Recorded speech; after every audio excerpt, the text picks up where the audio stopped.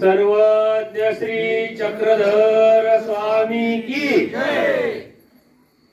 वेळ भरपूर झालाय, परंतु आज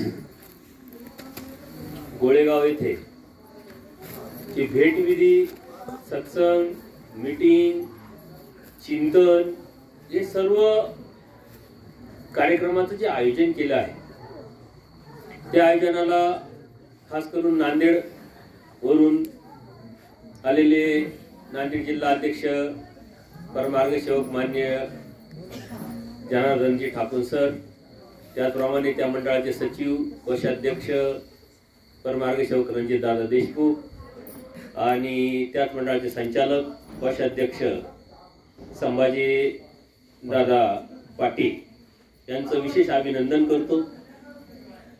त्याचप्रमाणे या कार्यक्रमाला, या मीटिंगला नाशिक, शिरवाडेवणी येथून आलेले सर्वच, बाहेर गावावरून आलेले सर्वच सद्भक्त यांचं मी प्रथम स्वागत आणि अभिनंदन करतो। खरं म्हणजे आजचा हा कार्यक्रम सर्वांना उत्सुकता होती की नेमका कार्यक्रम काय आहे। अचानक नाशिक जिल्हा अध्यक्ष परमार्ग सेवक आपले जे संदीप दादा निखाडे आहेत, त्याचप्रमाणे याची सर्व पार्श्वभूमी तुम्हाला कळाली। परमार्ग सेवक ज्येष्ठ वास्तविक मंडळाचे उपाध्यक्ष कृष्णा दादा आहे, अनिल दादा आहे आणि किरण दादा आहे।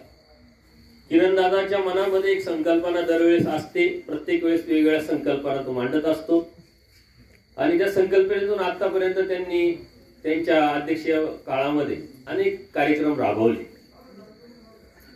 त्याचप्रमाणे दीपावलीच्या नंतर एक आपला सर्वांचा कार्यक्रम व्हावा, एकत्र यावं, आपण स्नेह, भेटकाळ, विचार मंथन, चिंतन व्हावं, अशी एक संकल्पना मागच्या वर्षी राबवली, ह्या वर्षी राबवायची होती। परंतु सर्वांची चर्चा झाल्यानंतर त्यावेळेस काय अडचणी येतात हे अनिल दादांनी सांगितलं आणि म्हणून तो कार्यक्रम पुढे जाऊन आपण करू। मध्येच कृष्णा दादांनी आणि अनिल दादांनी फोन केला, मग किरण दादाला सांगितलं, किरण दादांनी सांगितलं का मग तो कार्यक्रम दरीला घेण्यापेक्षा मग आपण इकडंच का घ्यायचा नाही। आणि त्याला सर्वात जास्त प्रेरणा आणि तो विचार स्वीकारून जे नाशिक जिल्हा अध्यक्ष नवनिर्वाचित संदीप दादा निखाडे यांनी तो झेलला आणि या कार्यक्रमाचं सारं आयोजन त्यांनी करायचं ठरवलं। यावरती बऱ्याच वेळा त्यांची माझी चर्चा झाली, त्यांनी सर्वांना फोन केले। हा कार्यक्रम तुमच्या सर्वांच्या प्रेमापोटी आणि तुम्ही सर्वांनी इथं आयोजित केला, कारण प्रत्येक वेळेस सत्संग होत असतो, चक्रधर अवतार दिन होत असतो, वेगवेगळे कार्यक्रम होत असतात, परंतु हा जो कार्यक्रम असतो हा शक्यतो चिंतन, मीटिंग ज्या वगैरे होतात त्या दरी आश्रमात होत असतो। परंतु ह्या गावातून एक, या कार्यक्रमातून एक अशी प्रेरणा भेटली की हे जे कार्यक्रम आहे, मीटिंग्स आहे, या दरीला घ्यायच्या ऐवजी जर गावागावात घेतल्या तर तिथल्या सर्वच सद्भक्त, महिला वगैरे सर्व सहभागी होतात आणि त्यांच्यापर्यंत हा विचार जातो, त्यांनाही प्रेरणा भेटते। विषय भरपूर आहेत, प्रत्येकाने वेगवेगळे विषय मांडलेले आहेत। आपल्याला सर्वात प्रथम जो विषय मांडला किरण दादांनी की दरवर्षी ढोरे डोंगरामध्ये 25 डिसेंबर ते 1 जानेवारी कार्यक्रम घेत असतो। मंडळाने सर्वात अगोदर 1 जानेवारीला प्रायचित्ताचा कार्यक्रम ढोरे डोंगरातच सुरू केलेला होता। मोजकी लोक मंडळाला जोडलेली असायची, पण 1 जानेवारीला ढोरे डोंगरात सकाळी आम्ही जायचं, प्रायचित्त कोणत्या तरी साधूंना बोलून घ्यायचं, शिदोरीचा कार्यक्रम असायचा, थोडंसं मार्गदर्शन व्हायचं आणि निघून यायचं। कारण पाश्चात्य संस्कृतीचा आपल्याकडे खूप मोठा पगडा पडलेला आहे। 31 डिसेंबरला लोक पार्ट्या करतात, 1 जानेवारीला कुठे जाऊन पार्ट्या करतात, तर आपण महानुभावांनी काय करायचं, तर आपण 1 जानेवारीला जायचं। पाठीमागच्या वर्षामध्ये कळत नकळत आपल्याकडून जे बी जोश घडलेले असतात, चुकीच्या घटना घडलेल्या असतात, चुकीचे विचार मनात आलेले असतात, त्याचं प्रायचित्त करावं आणि नवीन संकल्प सोडून आपल्या नवीन जीवनाला, नवीन वर्षाला सुरुवात करावी, ही संकल्पना घेऊन मंडळाने तिथं कार्यक्रम चालू केले। नंतरच्या काळात दरी आश्रम आला, तिथं कार्यक्रम व्हायला लागले आणि परत नंतर कैवल्यवासी परमपूजनीय तपस्वीराज दादाजी जे पंजाबी दुधाडे काका होते त्यांच्या माध्यमातून ढोरे डोंगराला परत कार्यक्रम झाला। मागच्या वर्षी आपण कार्यक्रम घेतला, त्याला उत्स्फूर्त असा प्रतिसाद लाभला. 1 जानेवारीच्या प्रायचित्ताला बरीचशी बाहेरची मंडळी पण आली आणि त्यांनी सांगितलं की हा कार्यक्रम दरवर्षी आपण तिथं घेत चालू.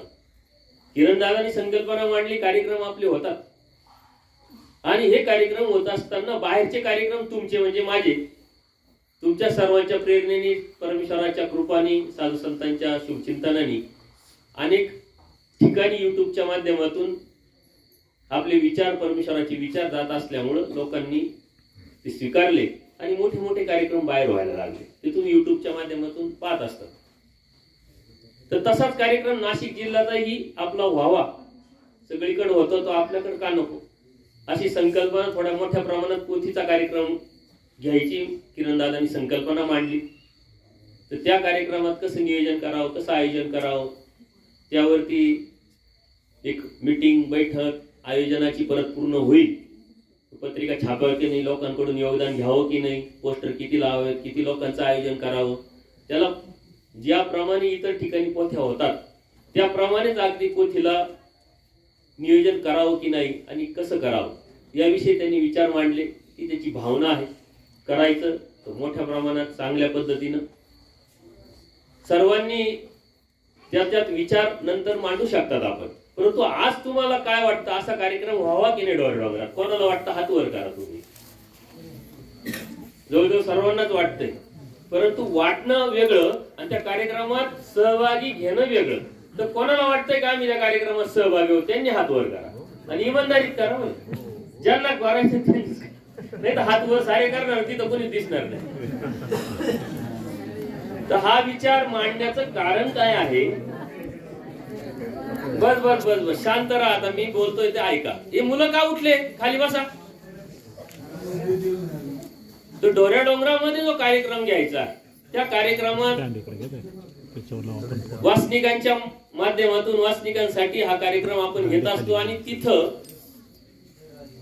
आपण जे विषय घेतलेले आहे, सूत्रपाठाला धरून विषय सुरू केलेले आहे. तुम्ही मागच्या वेळेच्या सत्संगाचं आयोजन कशा पद्धतीने कोणत्या विषयावर घेतलं युट्यूब वरती जर बघितलं असेल तर पूर्वी प्रकरणापासून सुरुवात केलेली आहे, मोकळे विवेचन आणि ते विद्या मार्गापर्यंत आलेले. पुढे तेच सत्संग पुढे चालत राहते. अशा पद्धतीने तिथे नियोजन करणार आहोत. तिथून पुढे तो विषय पुढे होणार आहे. म्हणजे पोथीचं नियोजन त्या पद्धतीनं परमेश्वर कृपेने जेवढं मला जमेल, कळेल, समजेल, लक्षात येईल त्या पद्धतीने मी वासनिकांच्या अनुषंगाने वासनिकांना समोर ठेवून हे तत्वज्ञान मांडत असतो. इथं सुरुवात आहे. पुढे जाऊन भरपूर परमेश्वराच्या कृपेनं हे विषय धर्मतत्वज्ञान, आचार, विचार प्रणाली आपल्याला मांडायची आहे आणि ती आपण मांडत राहणार आहे. तर त्या कार्यक्रमाला तुम्ही सहभागी होणार हा तुम्ही शब्द दिलेला आहे. आणि सहभागी म्हणजे नुसतं येऊन शुभेच्छा भेट देऊन जाणे असं नाही. 25 डिसेंबर ते 1 जानेवारी तिथं कार्यक्रम तुम्ही हजेरी लावणार. म्हणजे पोथीला नाही तुम्हाला लावता आलं तर तुमच्या घरातली 2 माणसं 4 माणसं अशा पद्धतीने त्या कार्यक्रमाचं आयोजन होणार आहे. आणि म्हणून त्या आयोजनामध्ये तुमचं सर्वच बाजूनी योगदान असायला हवं अशी मंडळाची सर्वांचीच इच्छा आहे आणि माझी ही इच्छा आहे. त्यामुळे आपण त्या कार्यक्रमाला योग्य पद्धतीनं, योग्य नियोजनाने आपण यावर्षीपासून चांगल्या पद्धतीने सुरुवात करणार आहोत आणि त्याला सर्वांचं सहकार्य लाभेल यात काही शंका नाही. दुसरा अत्यंत महत्त्वाचा विषय परमार्ग सेवक सर्वदेश वासनिक मंडळाचे नाशिक जिल्हा उपाध्यक्ष बारगेचे सरांनी मांडले. परमेश्वराने अनेक मिशन आपल्यापर्यंत पोहोचवले. त्यातलं पहिलं मिशन आहे आनंद मिशन. मिशन आनंद, आनंद देण्यासाठी. परंतु या आनंद देण्याच्या मिशन मध्ये इन्क्लूड भरपूर मिशन परमेश्वराने राबवले. त्यातलं पहिलं मिशन आहे मिशन क्रांती, म्हणजे बदल. कारण ह्या जीवामध्ये बदल घडवणं, त्या बदलातून त्याला परमेश्वरापर्यंत पोहोचवणं आणि त्यांनी त्याच्या जीवनाचं हित करून घेणं हे मिशन. अशी वेगळे मिशन आपण एक प्रोग्राम आखलेला आहे. धर्माला आपलं कसं योगदान देता येईल, कशा पद्धतीने धर्माची आपल्याला सेवा करता येईल असं माझं चिंतन कंटिन्यू चालू असतं. आणि म्हणून महाराष्ट्रामध्ये अनेक संस्था आज कार्यरत आहेत महानुभावांव्यतिरिक्त, की ज्या संस्थांमध्ये कोणत्या प्रकारचं खूप जास्त तत्वज्ञान मांडल्या जात नाही. फक्त एक नियोजन, एक आयोजन करून लोकांपर्यंत जाण्याचं एक मिशन त्यांनी आखलेलं आहे. त्या अनेक संस्थांमध्ये जाऊन प्रत्यक्ष मी अनुभव घेतले. त्यांच्याकडे काही नसताना सुद्धा अत्यंत सुंदरपणे ते नियोजन करू शकतात आणि आपल्याकडे काहीच कमतरता नसताना आपल्याकडे आयोजन आपल्याला करता येत नाही याची खंत आणि याची दुःख मलाही आहे आणि तसं तुम्हाला आहे. त्या अनुषंगाने एक प्रोग्राम आपण आखलेला आहे. तो प्रोग्राम कशा पद्धतीनं त्यावरती सुंदरपणे सरांनी आपल्याला मार्गदर्शन केलं. त्यावरती अजूनही चिंतन मंथन होईल आणि तो कार्यक्रम विशिष्ट ठिकाणी आपण घेण्याचा प्रयत्न करू. की आपण मानभाव असताना आपल्याला ट्रेनिंगची खरंच गरज आहे का असं प्रत्येकाला कोणाला वाटतं का? हात वर करा. खूपच कमी लोकांना वाटतं, कारण सर्वच आता सुधारलेले त्याच्यामुळे ट्रेनिंगची गरज नाही. कारण ट्रेनिंग हा शब्द आपल्यासाठी नवीन आहे. आपल्याला काय माहिती आहे? 75 रुपये आहे की नाही? खेटी किंवा पदयात्रा, सत्संग, बाबांनी यायचं, सांगायचं काहीतरी, आपण काहीतरी ऐकायचं, जेवण करायचं, घरी जायचं. आणि ट्रेनिंगचा काय आपला संबंध आहे? ट्रेनिंग म्हणजे काहीतरी नवीन शिकणं, ट्रेनिंग म्हणजे काहीतरी आपल्यामध्ये बदल घडवणं. पण तुमच्या डोक्यात ट्रेनिंग या शब्द आला का तुम्हाला वाटतं बाबा काय आता डोंगरावर पळायला लावतात का, काय व्यायाम करायला लावतात? असं नाही. ट्रेनिंग हे वैचारिक आहे, हे मानसिक आहे, हे बौद्धिक आहे. आपल्यामध्ये बदल घडवायची जर इच्छा असेल तर सर्वात पहिले विचारात बदल घडला पाहिजे. तो विचारातला बदल मनाला बदलवतं आणि मनातला बदल हा कृतीला म्हणजे थोडक्यात कर्माला बदलवतं. कर्म बदललं का मग माणसाचं जीवन बदलतं. ही स्टेप बाय स्टेप आहे. सुरुवात आपली कुठून होते? विचारापासून. दुसरी स्टेप आहे मनाची, तिसरी स्टेप आहे बुद्धीची आणि चौथी स्टेप आहे आपल्या कर्माची. जोपर्यंत तुम्ही कर्म बदलू शकत नाही तोपर्यंत तुम्हाला बदलता येणार नाही. आणि म्हणून ते ट्रेनिंग या शब्दाचा अर्थ काय की आपल्याला आपल्या मनावरती ट्रेन करायचं, आपल्याला मनाला ट्रेन करायचं, बुद्धीला ट्रेन करायचं. म्हणजे एक प्रोग्राम आखलेला आहे.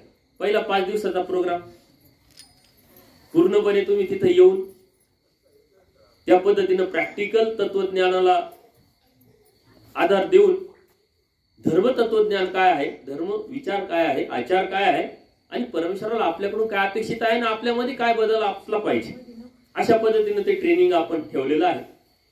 कोणाला वाटतं कोणी कोणी ट्रेनिंग मध्ये सहभाग घेणार, कोण घेणार? हात वर करा.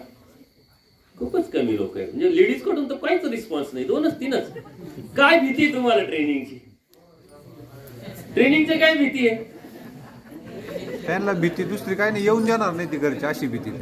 घरची येऊन देणार नाही असं. मग तुमची इच्छा विचारली मी.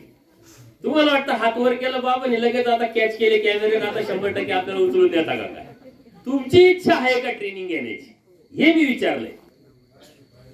जर तुमची इच्छा असेल तर तुम्ही ज्या ठिकाणी आहात त्या ठिकाणी येऊन मी तुम्हाला ट्रेनिंग देईल, असंही काही नाहीये. तर तुमची इच्छा तर पाहिली पाहिजे. आणि हा सिस्टम बदलण्याचा विषय आहे. नवीन कोणत्या गोष्टीला विरोध होत असतो, त्याच्यामुळे ते आपण करणार आहोत. किती रिस्पॉन्स भेटेल याचा काही विषय नाही.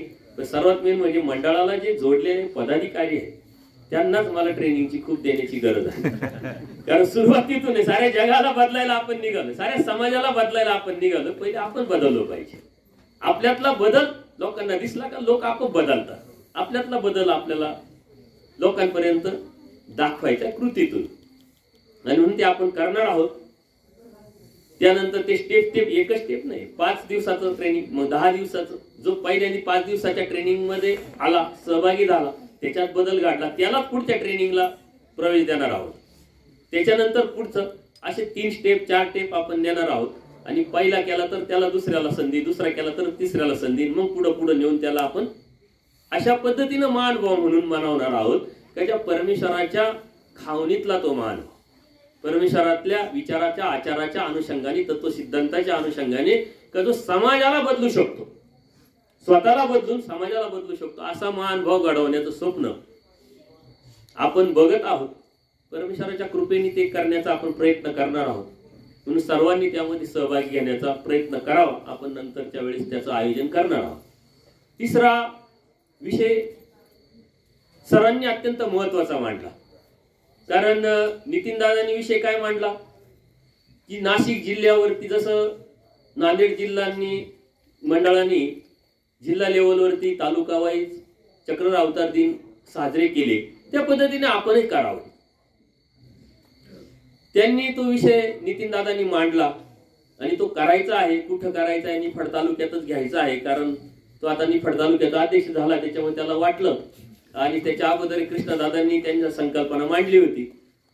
तर पद देण्याचं आणि जबाबदारी देण्याचं कारण हे असतं की तुमच्या मनातल्या ज्या संकल्पना तुम्ही त्या राबवाव्या, धर्मसेवा म्हणून त्याकडे बघावी आणि त्या राबवायला सुरुवात करून समाजापर्यंत जाऊन समाजाचं योगदान घेऊन समाजाला काहीतरी द्यावं. उद्देशच तो असतो. तुमचा व्यक्तिमत्व विकास घडावा. तुम्हाला एक संधी दिलेली असते काम करण्याची, विचार मांडण्याची, सेवा करण्याची.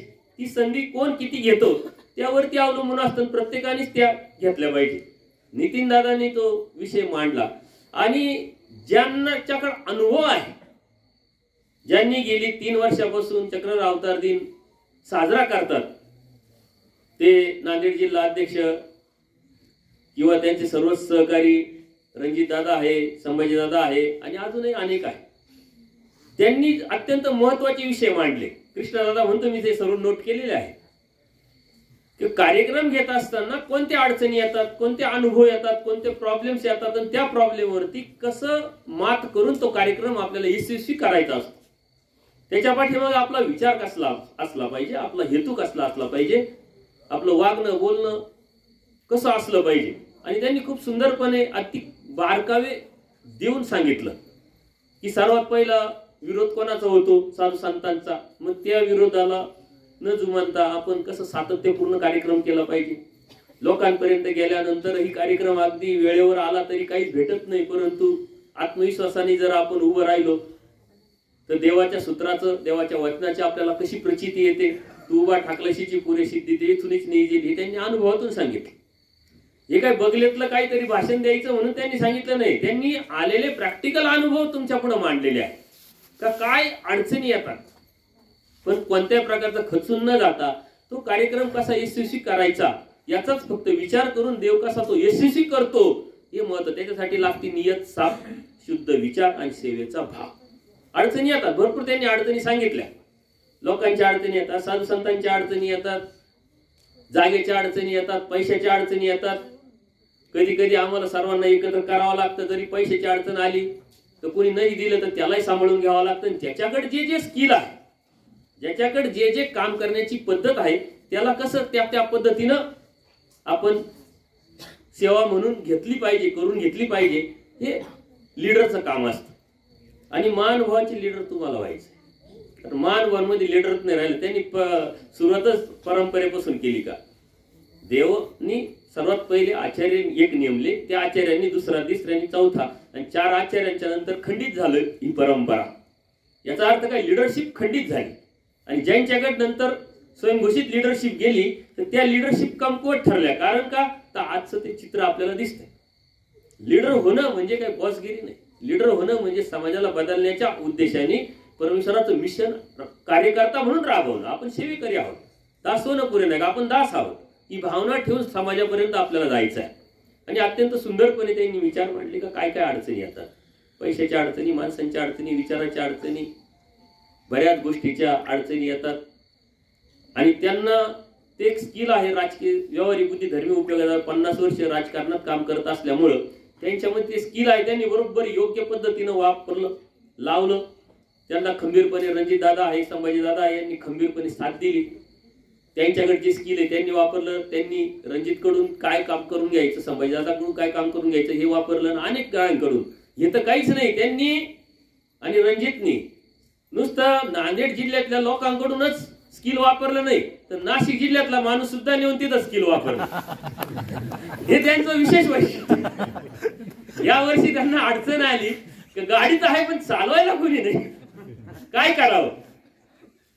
आणि रणजित दादाच्या नजरेत बरोबर संदीप दादा आले आणि संदीप दादांनी त्यांना खूप चांगला रिस्पॉन्स दिला. एक सेवा म्हणून कामाची जबाबदारी किती असताना सुद्धा कौटुंबिक पाडवाळामुळे ते तिथे 5 दिवस जाऊन सेवा दिली.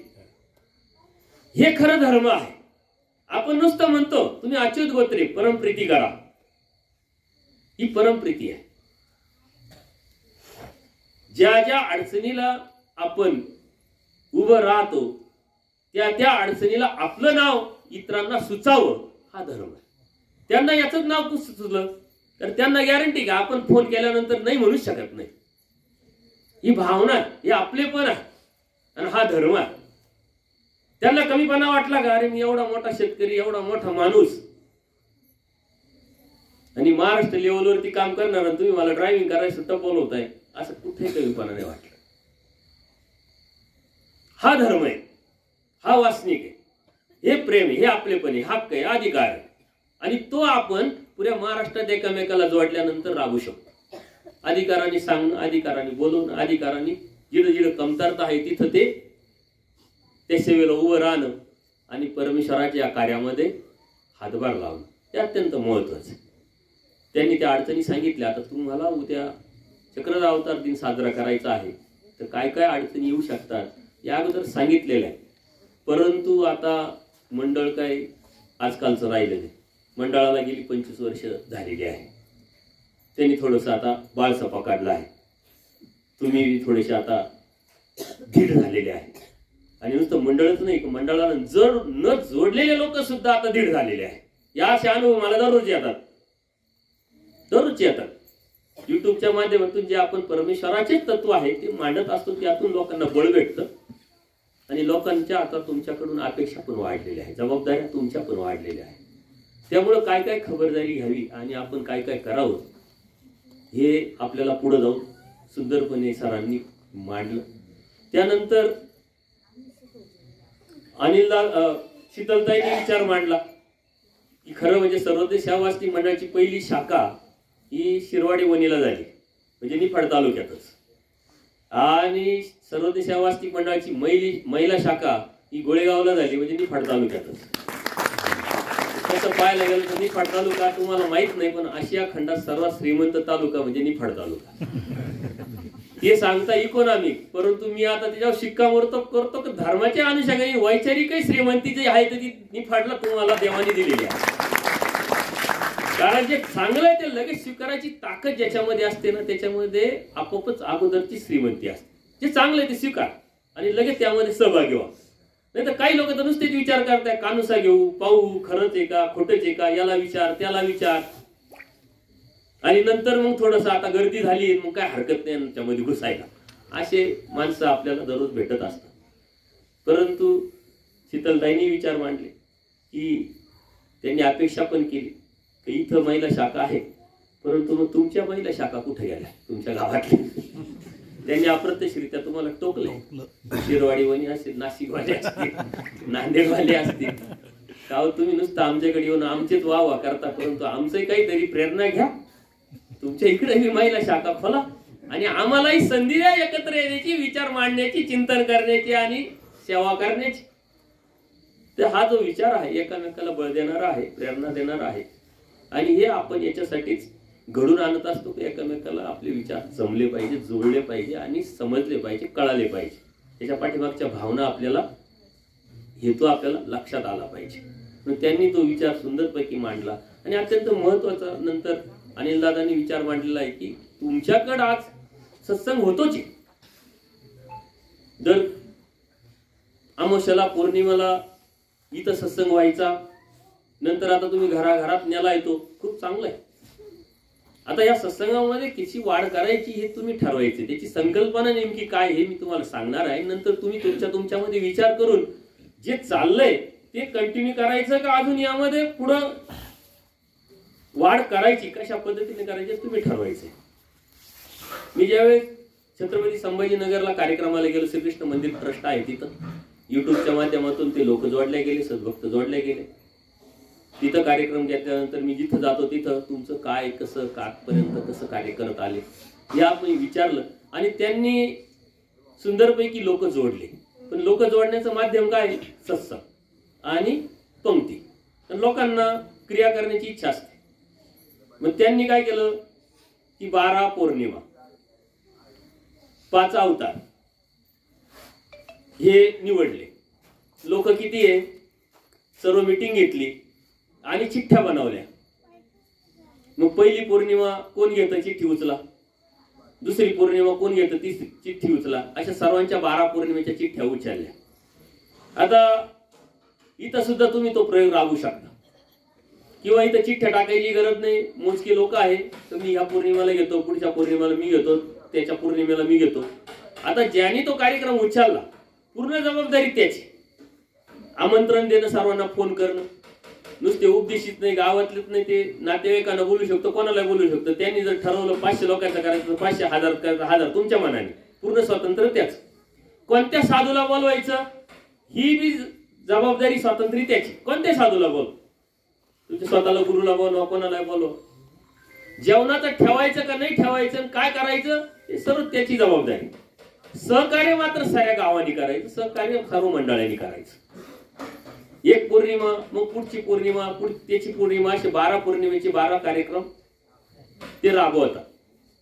आणि त्या निमित्ताने लोक येतात. आपली पंगत आहे, ते साधूंना बोलून त्यांचं ते योगदान, त्यामुळे ते वाढत गेलं आणि सुंदर कार्यक्रम राबवला. माझ्याबरोबर सतत सेवेला नितीन दादा आहे, बाळासाहेब आहे, संदीप दादा, अनिल दादा असतात. त्यावेळेस नितीन दादा होते, त्यांनी तो विषय घेतला आणि त्यांच्या गावामध्ये घराघरात जाऊन तो उपक्रम सांगितला, लोकांना लक्षात आला आणि त्यांनी सुरुवात केली. त्याचं आता दुसरं वर्ष आहे. मागच्या वर्षी पूर्ण 12 सत्संग झाले आणि आता दुसऱ्या वर्षाचे सत्संग सुरू झाले. प्रत्येकाला एक त्याच्यामध्ये सहभाग घेण्यासाठी एक इंटरेस्ट निर्माण झालाय. त्याचा एक बोर्ड तयार होतो का, एक पौर्णिमा, त्याची तारीख आणि तो घेतलेला सत्संगाचं त्या व्यक्तीचं नाव, 12 सत्संगाचे 12 नाव, त्याची प्रेरणा घेऊन अवतार कार्य आणि अजूनही कार्यक्रम घेतात. आता तिकडे एवढा रिस्पॉन्स भेटला का 12 पौर्णिमेला माणसं बुक झाले, 5 अवताराला माणसं बुक झाले, तरी माणसांची आता रीस वाढली. मग त्यांनी काय केलं की इतर वेळेस 10-10 दिवसाचे सत्र पण घ्यायला लागले. लोक आहे ना, मग माझे सत्र आता दरवर्षी होतात. आता सत्र झालं बघा मागे परमेश्वरावरती आणि प्रपंचावरती, तर ते सत्र मग ते घ्यायला लागले. जसे जसे लोकांचा रिस्पॉन्स भेटला तर तसं तुम्ही इथे करू शकता. पौर्णिमेला एखादी तारीख बदलून मागं पुढे घेऊ शकता, अमावस्याला घेऊ शकता. आणि हा उपक्रम सांगितल्यानंतर अनिल दादांनी तो उचलला, त्यांनी सुरुवात पण केली. परंतु नेमकी संकल्पना योग्य लोकांच्या लक्षात न आल्यामुळं तो बंद पडला. तर तुम्ही ते करू शकता. आता तुमच्याकडं योगाने मंदिराच्या पुढे सभा मंडप झालेला आहे, त्यामुळे सत्संग घ्यायला अडचण नाही. एका व्यक्तीने तो सत्संग उचलायचा, त्यांनी काय करायचं ते पूर्ण स्वातंत्र्य त्याची. काय पदार्थ बनवायचे, मीठ मिरची बनवायची का जिलेबी बनवायची, काय करायचं त्यांनी ठरवायचं. किती लोकांना ठावायचं, सांगायचं, कोणते साधू बोलवायचे, त्याचा किती खर्च करायचा का नाही करायचा हे त्यांनी ठरवायचं.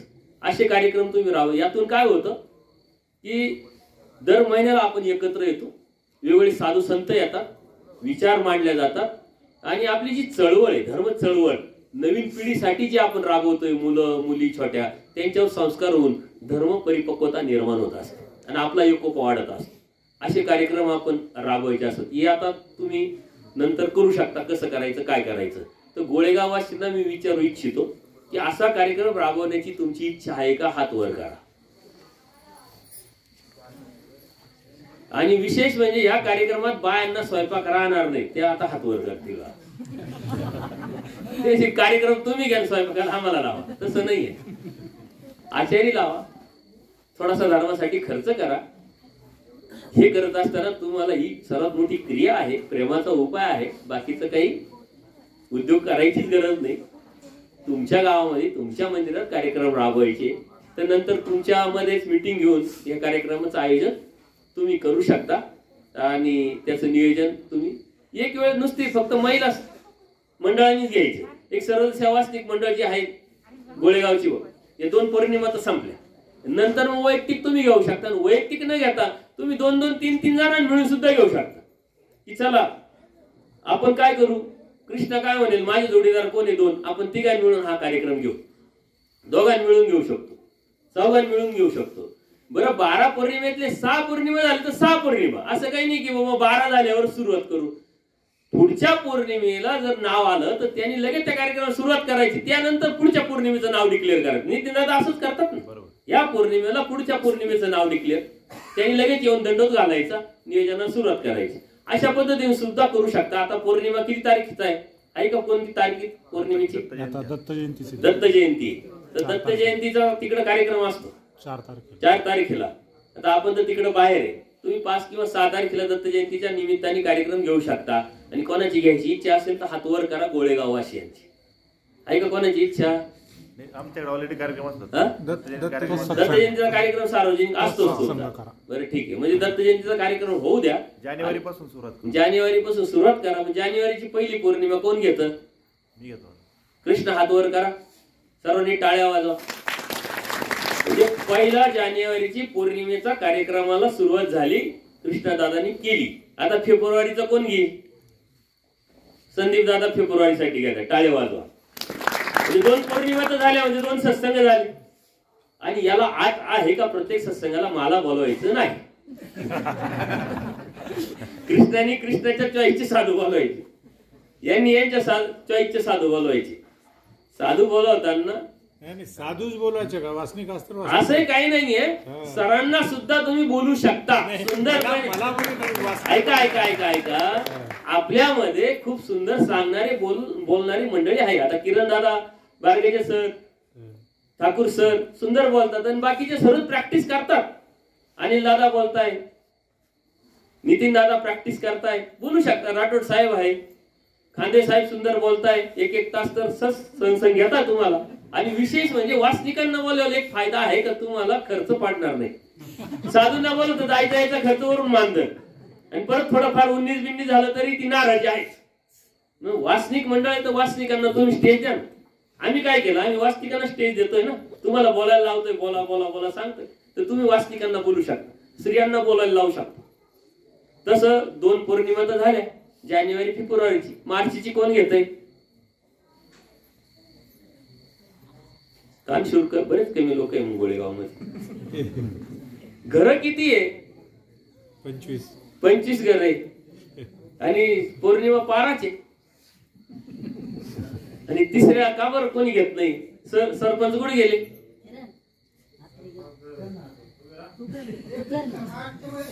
मार्चचा कधी कोण घेत? ठीक आहे, एप्रिलचा सरपंच घेताय, टाळ्या वाजवा सर्वांना. अरे लिहून घे नाही बाळा. नितीन दादा, अरे नाव लिहून घे, परत विसरून जातो. मार्चचं कोण घेतय? मार्चचं कोण घेतय? आता मी नाव घ्यावं का? तुम्ही याचं त्याचं नाव नका सांगू. पांडू हात वर करतोय का? पांडुभाऊने हात वर केला, टाळ्या वाजवा. हे बघा, जानेवारी झाला, फेब्रुवारी झाला, मार्च झाला, एप्रिल झाला, मेचं कोण घेतय? ऑलरेडी 5 मेला तुमचा वर्धापन दिन. यावर्षी तुम्ही केला सुद्धा नाही. शरदराव 5 मेच्या सत्संग होईल वर्धापन दिन. पण वर्धापन दिनाला सर्वांनी काय करायचंय तर ते त्यावेळी तुम्ही नियोजन करू शकता. शरददादासाठी टाळ्या वाजवा. 5 मे. जून कोण घेतय? जून पाठीमाग हात कोण? हात नाव सांगा, हात कोणी केला? मोतीराम दादा. जून मध्ये मोतीराम दादा हात वर करा. मोतीराम दादा हात वर करा. मोतीराम दादांनी घेतलाय, टाळ्या वाजवा. जुलै नाव सांगा. दिगंबर दादा. हे लिहून घे, नाव घे. दिगंबर दादाचं जुलै मध्ये लक्षात ठेवा, अजून वेळ आहे भरपूर तुम्हाला. जुलै. ऑगस्ट मध्ये कोण घेतय? रतन दादा घेताय का? रतन दादा घ्या. काजळे ते दोघांनी हात वर केले ना. एकाच्या पुढच्या महिन्यात घ्या. हा, एकाच्या पुढच्या महिन्यात घ्या. ते नाव जुलैत कोण आहे? ते पाठीमाग लाल काजळ्यांचा एक घे. आणि त्या जून जुलै मध्ये, ऑगस्ट मध्ये रतन दादाचा घे. किती झाले? कुठपर्यंत आपण आलो? जुलै पर्यंत आलो नाही, ऑगस्ट पर्यंत आलो. सप्टेंबरचा कोण घेतय? सप्टेंबरचा संदीप दादा घेताय. संदीप दादा मुदगुल घ्या, टाळ्यावर टाळ्या. ऑक्टोबरचा कोण घेतय? दिवाळीच्या आसपास राहणार. ऑक्टोबर कोण राहिलं? ऑक्टोबर, नोव्हेंबर, डिसेंबर 3 राहिले आता. हे बघा, 1 मिनिट. ऑक्टोबरचा सत्संग सर्वोदय सेवा वासनिक महिला मंडळ घेणार. शीतलताई हात वर करा सर्वांनी. सर्व महिला मिळून घ्यायचंय बरं का. त्याच्यासाठी तुम्ही निर्णय घ्यायचा आहे. तुम्ही निर्णय घ्यायचा, यांना काही विचारायचं नाहीये. एक मिनिट बाबाजी, जर ऑक्टोबर मध्ये भाऊबीज झाली मग काय करायचं? ते तारीख बदलून ठेवता. हे बघा, तारीख तुम्ही बदलू शकता. त्या महिन्यात झालं पाहिजे. पौर्णिमेत पाहिजे असं काही नाही. कोणती तारीख एक करून घ्यायची, नियोजन सांगून द्यायचं. ऑक्टोबर. नोव्हेंबर मध्ये सर्वज्ञ सेवा वासनिक मंडळ पुरुष शाखा. अध्यक्ष कोण इथल्या शाखेचे? शरददादा मुदगुल. शाखेच्या वतीने, तुमचा संबंध नाही आता, शाखेच्या वतीने म्हणजे सर्वांनी जे इतर ठिकाणी तिथे सहभागी होता येईल ना तुम्हाला. आलं का लक्षात? सगळी मिळून. हो, नोव्हेंबर. एक राहिला डिसेंबर. डिसेंबरला दत्त जयंती तो असते. अवतार दिन म्हणून साजरा हा, करा. तो अवतार दिन डिसेंबर मध्ये. ते सार्वजनिक घ्या मग तो डिसेंबरचा सार्वजनिक कार्यक्रम. जसा आज सार्वजनिक आहे ना, तसा डिसेंबरचा सार्वजनिक कार्यक्रम. पूर्ण 12 महिन्याचं शेड्यूल आज तुमच्याकडे सत्संगाचं तयार झालेलं आहे. पहिला सत्संग आहे कृष्णाचा. त्यांनी आता त्या पद्धतीचं नियोजन करायचं. खूप खर्च होणार नाही याची काळजी घ्यायची. पहिला मुद्दा. कार्यक्रम करत असताना त्याचं नियोजन व्यवस्थित करा. डीटीपी करा 150-200 रुपयाची. सर्वांना पाठवा, फोन करा, आमंत्रित करा, बाहेरच्या लोकांना बोलवा, नातेवाईकांना बोलवा, अन्य लोकांना बोलवा, सहभागी करून घ्या. वेगवेगळे साधू संत बोलवा, तपस्विनी बोलवा, नामधारक वास्तविकांना बोलण्याची संधी द्या. 1.5 तासाचा कार्यक्रम आहे. अर्ध्या तासाचे तुम्ही 3 सत्र घेऊ शकतात, 2 घेऊ शकतात, एकच ठेवू शकतो असं काही नाहीये. ते अत्यंत महत्वाचं आहे. ते आजच्या कार्यक्रमाचं महत्वाचं नियोजन होतं. आपल्या अनिल दादाची तळमळ, कृष्णा दादाची तळमळ होती की कार्यक्रम बंद पडलाय तो चालू झाला पाहिजे. आणि त्या अनुषंगाने तुम्ही सर्वांनी खूप चांगला रिस्पॉन्स दिला. त्याबद्दल तुमचे सर्वांचे खूप खूप अभिनंदन. सर्वांनी टाळ्या वाजवून. बाहेर गावचा एका दादा तयार झाला त्यांची पगार घेऊ शकतो का? तरी चालेल. बाहेर गावची एखादी व्यक्ती आहे आजूबाजूची, हे मला मरळगोईचे आहे, तर त्यांना इथं रिस्पॉन्स भेटला तर ते तिथं ते करतील ना. मरळगोई मध्ये तुम्ही कार्यक्रम घ्या ना. हे सारी मंडळी तुमच्याकडे येईल. आलं का लक्षात? आता पुढचा प्रोग्राम तोच आहे की सर्वज्ञ सेवा वासनिक मंडळ गोळेगाव शाखा पुरुष आणि महिला यांनी आता गावामध्ये क्रांती केलेली आहे. आता सत्संग तुमचा महिन्यातून एक राहणार आहे. आठवड्यातले तुम्ही घरोघरी जे आहे ते तुम्ही करू शकता. फक्त 3 महिन्यातून 1 दिवस. लक्षात घ्या, 3 महिन्यातून 1 दिवस पुरुष मंडळींनी जमायचं आहे. आणि कोणते गाव निवडायचं आहे. मग मरळगोई निवडा, पाचोरा निवडा, तुमच्या आजूबाजूची जे उपदेशी गाव आहे तिथं जाऊन भेट द्यायची. उपदेशी लोकांना घरोघरी जाऊन भेटायचंय. दंडोत प्रणाम, देवपूजा करायला आलो आम्ही, असले इथल्या गावचे, आणि तिथं त्या पद्धतीने तुमच्याकडे आलेले ओळख होईल. आता हे जी मंडळी आलेली आहे, या मंडळीची संदीप दादाची ओळख कशी झाली? संदीप दादा काही निमित्ताने रस्त्याने जात असताना मंदिर दिसलं, ओळख नाही, पण आपलं मंदिर आहे म्हणून मंदिरात गेले, यांची ओळख झाली, यांनी माहिती दिली, आणि मग सत्संगाचं आयोजन झालं. आज ते लोक इथं आले सत्संगाला. तुम्ही तुमच्या गावातून आता बाहेरच्या गावात जायचं 3 महिन्यातून एकदा. म्हणजे महिला मंडळीनं महिला वेगळ्या जायच्या आणि पुरुषांनी वेगळ्या जायच्या. आलं का लक्षात? आणि तुमच्या आजूबाजूचेच गावं घ्यायचे. आता तुमच्या 3 महिन्यातून म्हणजे वर्षातून किती झाले? 4. आणि तुम्ही 4 म्हणजे 4 तुमचे गाव आणि 4 त्यांचे गाव, अशा 8 गाव वर्षातून कव्हर झाले पाहिजे. शिरवाडी वणीवाल्यांनी तसंच करायचं आहे. तुमचीच पहिली जबाबदारी एका स्त्रियांची आता शाखा ओपन करणे. आलं का लक्षात? त्या शाखेच्या उद्घाटनाला शीतलताईला आणि या साऱ्या बॉडीला बोलवले. कारण महिलांकडून महिलाला प्रेरणा भेटली पाहिजे. स्वामी श्री चक्रवर्ती 100% आरक्षण दिलंय, पण आपली पुरुष प्रधान संस्कृती आरक्षण द्यायला तयारच नाही. आपण आपली टुमकी वाजवतोय, परंतु स्त्रिया पुढे येत नाही. तोपर्यंत धर्म महादायसन सारखा पाठीवर घेऊन समाजाला देता पण येणार नाही, हे बी लक्षात घ्यायचं. तर आपल्या बरोबर हे कार्य झालं पाहिजे. ही कक्षा हळूहळू रुंदवायचं काम आहे. रणजित दादांनी अत्यंत महत्वाचे 2 विषय मांडले की वर्षातून एकदा आपल्याला पूर्ण महाराष्ट्र लेवलवरती आपले जे पदाधिकारी त्यांचं चिंतन मीटिंग घेतली पाहिजे. आणि ती आपण ढोऱ्या डोंगरातल्या कार्यक्रमामध्ये घेणार आहोत. 31 डिसेंबरला सर्वांनी मुक्कामी यायचंय. महाराष्ट्रातले सर्व पदाधिकारी 1 जानेवारीला सकाळी प्रायचित्त होईल आणि त्याच वेळेस ती मीटिंग पण होईल. त्यात सर्वांनी सहभागी करून आपण घ्यायचं. म्हणजे 1 तारीख 1 जानेवारी ही आपली दरवर्षीची पूर्ण महाराष्ट्र राज्यातल्या पदाधिकाऱ्यांची मीटिंग चिंतन राहील, ही कायमस्वरूपी राहील. त्यानंतर दुसरा महत्वाचा विषय मांडला की आपल्याला देवाने जे साधनं दिलेली आहे, 2 जड आहे 2 चेतन आहे. आणि सर्व सेवास्तिक मंडळ एवढं चांगलं काम करत असताना, रूट लेवलवरती काम करत असताना, त्यांच्या संदर्भात अनेक लोक चुकीचे काही अफवा पसरवतात, जसं सरांनी सांगितलं.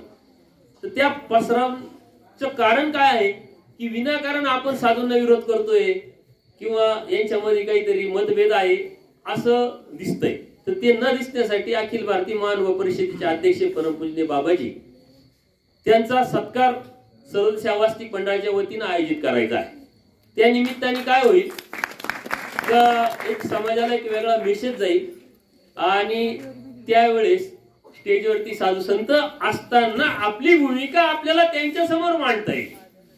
आणि आपण स्टेजवर असताना म्हणजे वास्तविक लोक स्टेजवर असताना त्यांना आपल्याकडून काय अडचणी आहे, काय प्रॉब्लेम्स आहे, काय अपेक्षा ह्या पण मांडता येईल. तर हे घुसळण मिसळण जे मंथन देवाने सांगितलंय ते करण्याचा आपण सुंदर असा त्यांनी 2 विषय मांडले. ते आपण विचार करून त्याचं लवकरच आपण आयोजन करू, तो कार्यक्रम राबू.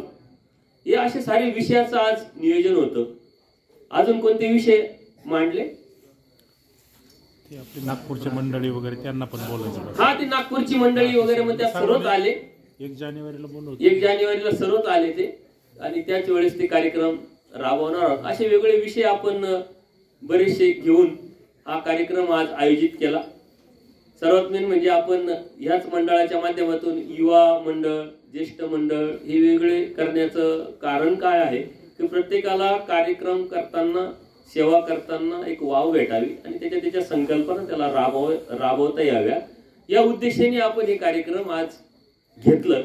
आणि हा कार्यक्रम घेण्याचं गोळेगाव वासियांना इच्छा झाली, त्यांनी ती घेतली आणि उत्स्फूर्त असा प्रतिसाद पण दिला.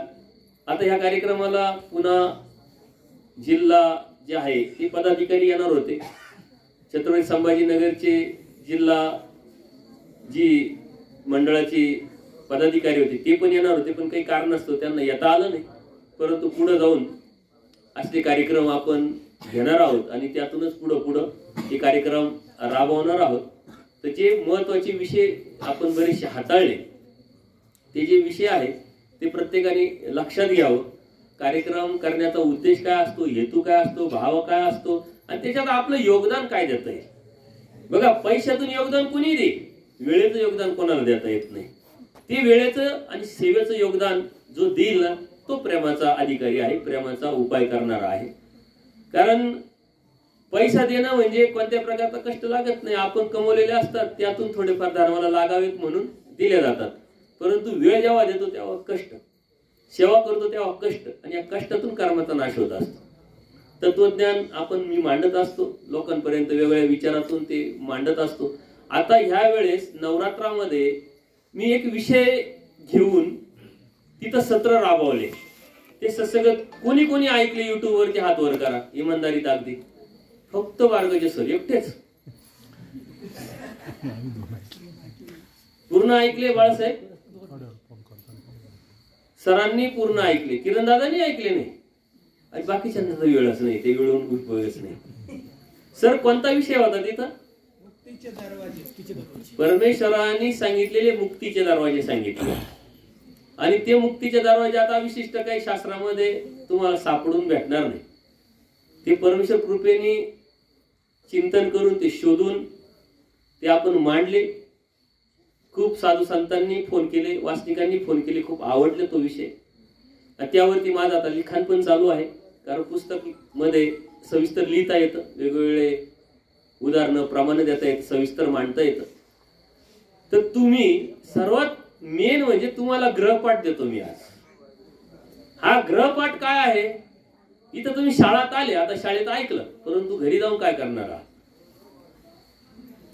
तुम्ही सत्संग ऐकत नाही, श्रवण भक्ती कमी झालेली तुमची, अत्यंत कमी झालेली श्रवण भक्ती. जोपर्यंत तुमची श्रवण भक्ती वाढत नाही तोपर्यंत पुढची भक्ती तुमची वाढणार नाही. कारण ऐकाल तर समजाल, जे समजाल तर कृतीत आणाल, तर कर्मावर आणा जाल आणि मग परमेश्वरापर्यंत भेटा. पहिली सुरुवात कुठून आहे? ऐकण्याची. शाळेत आपण जेव्हा जातो तेव्हा शिक्षक लोक आपल्याला काय करतात? पहिले समजावतात, शिकवतात, म्हणजे ऐकवतात. धडा असेल काय असेल ते, मग त्याच्याकडून ग्रहपाठ देतात का तू हे करून ये. तिसरे स्टेप काय आहे? त्याच्याकडून ऐकतात का तू आता ते सांग, काय कसं सांगतो या प्रश्नाचं उत्तर दे. आणि चौथी स्टेप काय आहे? लिखाणाची. मग पेपर द्यायला लावतात. तशी आपली पहिली स्टेप थांबलेली. एकाने हात वर केला नाही याचा अर्थ पहिल्या स्टेप मध्येच आपण सुरुवात नाही झाली. आपली पहिली स्टेप आहे श्रवण भक्ती. आणि तुम्हाला अत्यंत नशिबाने आज युट्यूब वरती सारं उपलब्ध आहे. अनेक साधू तर सांगतातच, परंतु नेमकं सुरुवात कुठून करायची याचा एक अभ्यासक्रम तयार करून आपण तो राबवला, लोकांपर्यंत पोहोचला आणि त्यातूनच बरेचसे लोक जोडले गेले. प्रत्येक सत्संगामध्ये मी काहीतरी वेगळं तत्व सिद्धांत सांगण्याचा जो प्रयत्न करतोय, तो प्रयत्न फक्त तुमच्यापर्यंत धर्म काय आहे, कसा आहे, धर्म कशासाठी आहे, धर्म कशात आहे, धर्म कशात नाही हे समजावं आणि त्यातून तुम्ही उठावं. पण तुम्ही ऐकलंच नाही तर बरं, ऐकायला तुम्हाला काहीच अडचण नाही. कारण मी तुम्हाला ऐकायला असं सांगत नाही की असेच कपडे घाला, आंघोळच करा, इकडं तोंड करून बसा, जिथं बसले तिथंच पूर्ण वेळ बसा, असंही काही नाही. तुम्ही काम करताय, सत्संग ऐका. स्वयंपाक करताय, सत्संग ऐका. तुम्ही भांडे घासताय, कपडे धुताय, शेतीचे काम करताय, तरी सत्संग ऐका.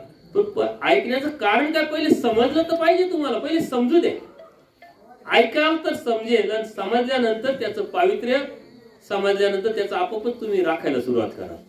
जर तुमच्यामध्ये समजच नाही झाली तर मग पुढची स्टेपच नाही. म्हणून तुम्ही श्रवण भक्ती वाढवा. कोण कोण श्रवण भक्ती वाढवून हात वर करा.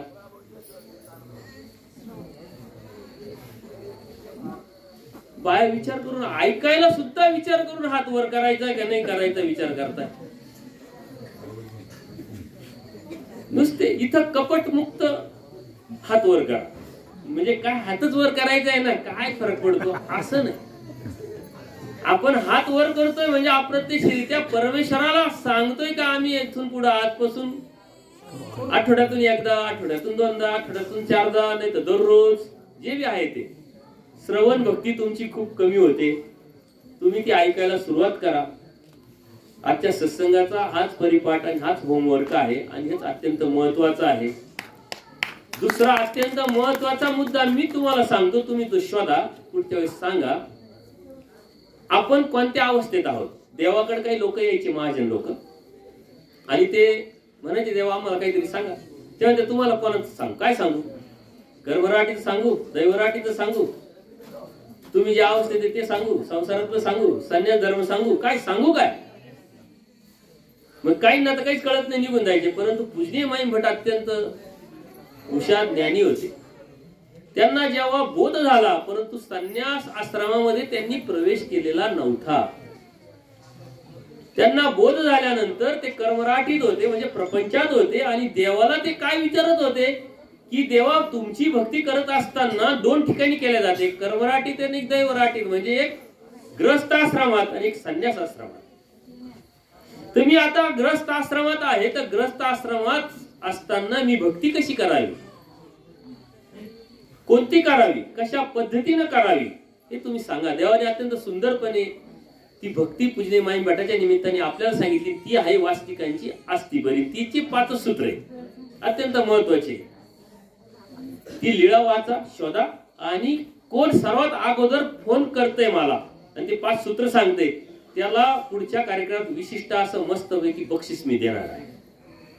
सर्वात पहिले फोन करणारा बरं का, नाही तर करू पाहू असं नाही. त्यानंतर पूजनीय माईम भटांनी ते समजून घेतल्यानंतर हे तर मी करणार आता, हे आत्मविश्वास निर्माण झाला. आणि मग केल्यानंतर होणार काय बदल माझ्यात, तर मी संन्यास आश्रमात प्रवेश करणार आहे, मी संन्यास घेणार आहे, मी अनुसरणार आहे. हा निग्रह त्यांचा पक्का झाला. आणि त्यानंतर देवाला त्यांनी काय विचारलं की आता तुम्ही गृहस्थ आश्रमातला आचार सांगितला, आता संन्यास आश्रमातला आचार सांगा. आणि देवाने मग त्याच लीळेतून पुढच्या लीळेमध्ये संन्यास आश्रमाचा आचार सांगितला. आज आपण कोणत्या आश्रमात आहोत? ग्रहस्थ आश्रमात. ग्रस्त आश्रमात असताना आपल्याला ग्रस्त असताना कोणती धार्मिकता परमेश्वरांनी करायला लावली, कोणती परमेश्वराला अपेक्षित आहे हे पहिले समजून घ्या. आणि मग खूप मोठं तत्वज्ञान अभ्यासाची गरज नाही, कारण तो पाया जर पक्का झाला तर तुम्ही आपोआपच पुढे सरकणार आहात. आणि संन्यास आश्रमात गेल्यानंतर ग्रस्त आश्रमाचा जो आचार आहे तो इन्क्लूड असतो, हे तुमच्या लक्षात येईल नंतर.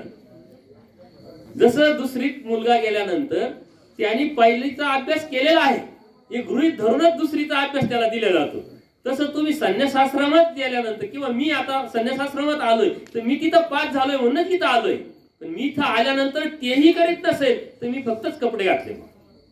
आला का लक्षात? तर ह्या ज्या गोष्टी आहेत त्या तुमच्यासाठी ग्रहपाठ 2 दिलेले. कोणते कोणते ग्रहपाठ दिले मी तुम्हाला?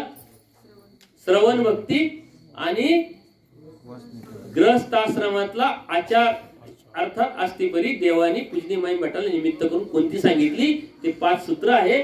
जो सर्वात पहिला मला फोन करून ते 5 सूत्र सांगेल, त्याचा मर्म सांगेल, त्याचा अर्थ सांगेल, त्याला बक्षीस भेटेल. मग ते कोणतं बक्षीस द्यायचं ते आपण ठरवू. त्याला सिंगापूरला पाठवायचं की दुबईला पाठवायचं. बक्षीस म्हणजे तेच कुठं तरी पाठवलं पाहिजे, म्हणजे प्लॅनिंग करता येईल. हे अत्यंत महत्वाचा विषय आहे. आज अत्यंत सुंदर असा कार्यक्रम झाला. सत्संग, सर्वांनी आपापले सुंदर विचार मांडले, तोच एक सत्संग आहे आणि त्यातून आपण काहीतरी घेऊन जाणार आहोत.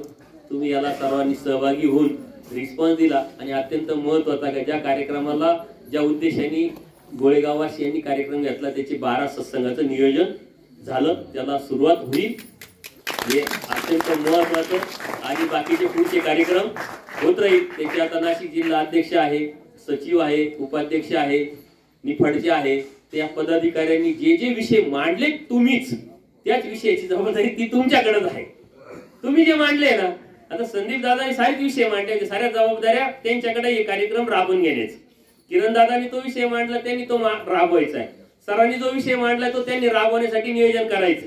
नितीन दादांनी जो विषय मांडलाय निफाड तालुक्यात चक्र राहतात, त्यांनी तो विषय ती जबाबदारी घ्यायची, त्या पद्धतीने त्यांनी सुरुवात करायची आणि सर्वांनी त्याला सहकार्य करायचं, सहभाग घ्यायचा. अत्यंत सुंदर तुम्ही आलात, सर्वांचे खूप खूप आभार. अजूनही कोणाला काही विचार यावरती मांडायचे असेल, विचार मांडायचे असेल तर तुम्ही लेखी स्वरूपात सुद्धा देऊ शकता किंवा आत्ताही तुम्ही इथं विचार मांडू शकता. तुम्ही सर्व वेळात वेळ काढून आलात त्याबद्दल तुमचे माझ्या वतीनं सर्वांचे आभार, सर्वांचं अभिनंदन. सर्वज्ञ श्री चक्रधर स्वामी की दंडवत हो. धन्यवाद भाऊ, अतिशय सुंदर